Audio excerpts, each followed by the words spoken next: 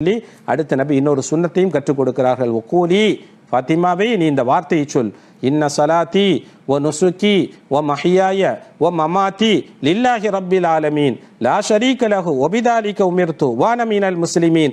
இந்த துஆவை நீ ஓதிக்கொள் என்று நபி சொல்கிறார்கள். குர்பானி கொடுப்பவர்கள் அதை ஓத வேண்டும்.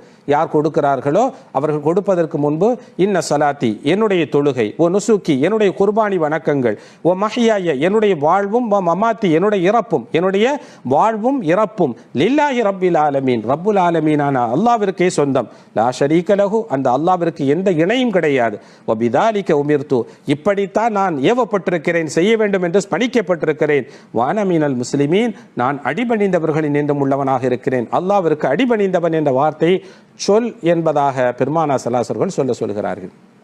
கவனிக்க வேண்டும்.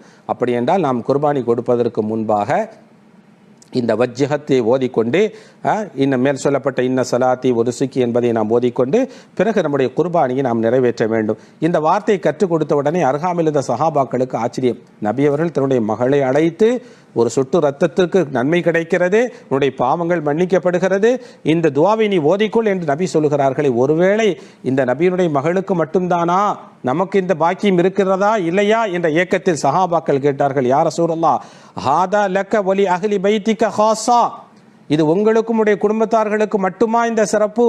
இந்த குர்பானி இப்படி கொடுப்பதினால் இன்னென்ன நன்மை என்று நீங்கள் மகளை பார்த்து சொன்னீர்களே, இந்த சிறப்பு உங்களுக்கும் குடும்பத்தார்களுக்கும் மட்டுமா என்பதாக கேட்டவுடனே நபி சொன்னார், அம் லில் முஸ்லிமீன் ஆம்மா, அல்லது எல்லா முஸ்லிம்களுக்கும் இந்த சிறப்பு இருக்கிறதா என்று கேட்டால், பல் லில் முஸ்லிமீன் ஆம்மா, நபி சொன்னார்கள் எல்லா முஸ்லிம்களுக்கும் இந்த சிறப்பு உண்டு என்று பதில் கூறினார்கள். கவனிக்க